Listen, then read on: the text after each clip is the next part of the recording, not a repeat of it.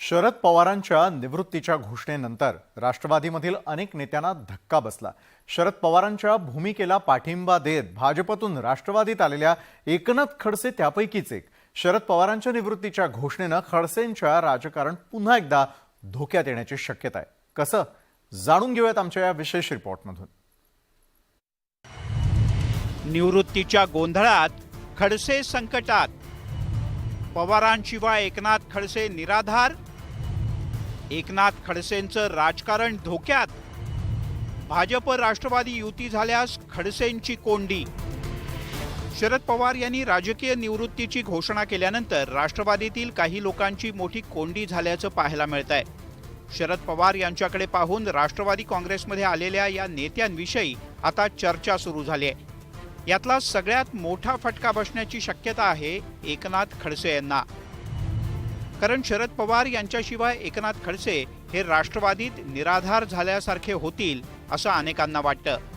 खडसे यांना राष्ट्रवादीत येऊन काही दिवसच झालेत, त्यांना अजूनही राष्ट्रवादीत स्वतःचं असं स्थान बनवता आलेलं नाही। भाजपच्या खेळीनं जळगाव आणि मुक्ताईनगरमधील राष्ट्रवादीचे नेते एवढीच त्यांची प्रतिष्ठा बनली आहे आणि त्यामुळे शरद पवार पायउतार झाल्यानंतर खडसेंना पक्षात राज्य पातळीवरच्या नेत्यांमध्ये स्थान मिळेल का याबद्दलच शंका आहे। पवार यांच्या घोषणेमुळे खडसेंचं राजकीय गणित बिघडण्याची शक्यता आहे। पवार निवृत्तीच्या निर्णयावर ठाम राहिल्यास खडसेंना पुन्हा एकदा दुसरा राजकीय पर्याय शोधावा लागू शकतो असंही विश्लेषकांना वाटतं। पक्षाची रचना बदलेल असं मला वाटत नाही।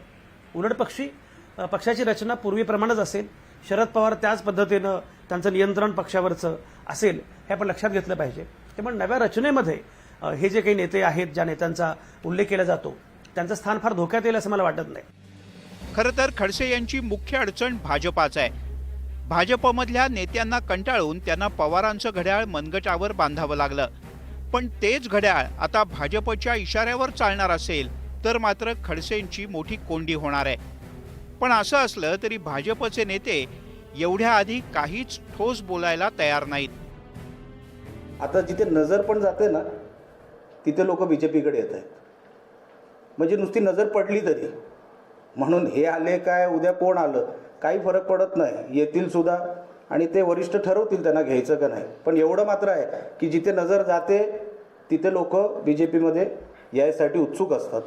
यात आमची चूक होऊ शकत नाही। तडफेनं काम करणारी एवढा अन्याय भारतीय जनता पार्टी झाल्यानंतरही ताकदीनं आज सभागृहात असेल, सभागृहाच्या बाहेर असेल, ज्या पद्धतीनं वेगवेगळ्या निवडणुका असतील, वेगवेगळ्या मोहिमा असेल, त्यात एकनाथ खडसे साहेब अतिशय आक्रमकतेनं भाग घेतात। मला असं वाटतं एकनाथ खडसेंना कोणी थांबवू शकत नाही। खरं तर एकनाथ खडसे यांनी भाजपत असताना आणि नंतर राष्ट्रवादीत आल्यानंतर सुद्धा देवेंद्र फडणवीस, गिरीश महाजन आणि भाजपच्या अन्यही नेत्यांवर निशाणा साधलाय।